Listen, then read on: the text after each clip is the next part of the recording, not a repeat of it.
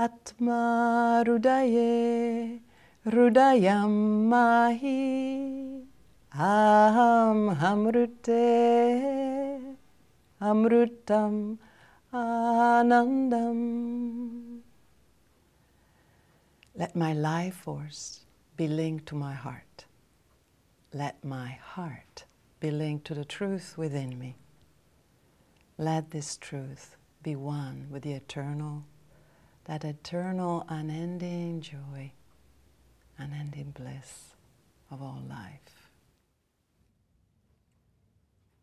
The tradition of yoga says that the abode of the mind is in the heart. And a lot of the tantric teachings are about bringing the conscious mind down into the heart, and then the awakened heart back into the conscious mind, which becomes the cosmic mind. So there's a lot of imagery in the tantric tradition about the descent of grace and the ascent of intention and will.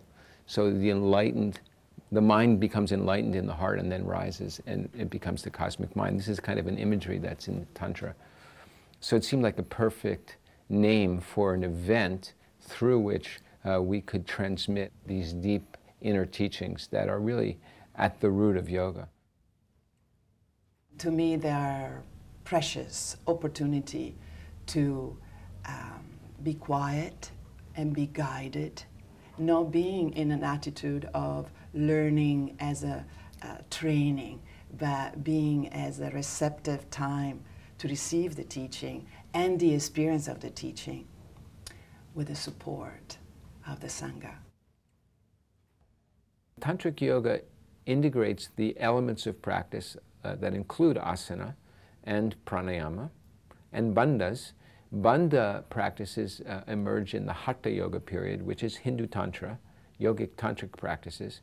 Bandhas, then mudras, and then other specialized practices that all point or lead towards deepening one's meditation experience. So things like nyasa, which are gestures of the hands, mantra, yantra practices, sankalpa, where you're really consciously affirming what your intention is and strengthening your will so you can actualize your intention.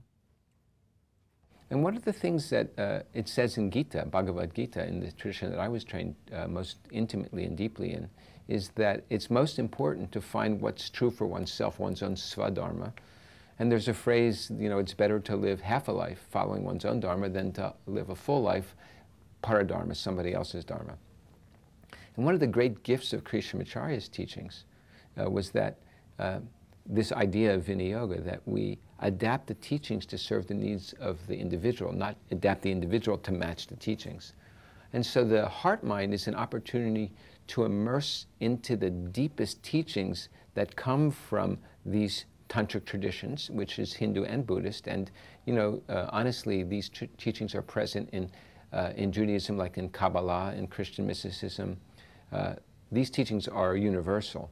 To look at the science of these teachings and then how to adapt them and apply them for authentic personal practice that doesn't take you away from who you are, but actually instead helps you immerse more deeply into the truth of who you are.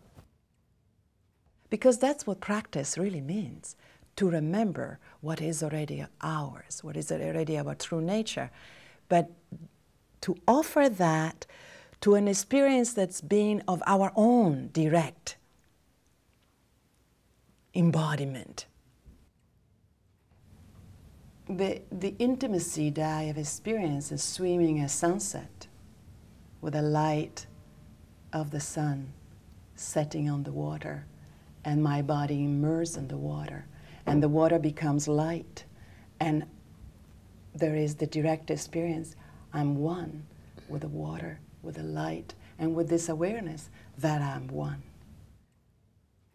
So these moments of oneness that Mirka just described brings up what the ancients created to recreate those moments systematically on a regular basis. And this is the word that's sometimes problematic in the West, of ritual.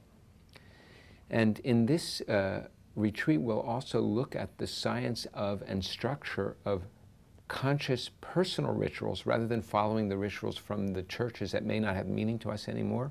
What's the substructure of a ritual that helps us recreate these moments and to be able to engage in that ritualistic practice on a daily basis?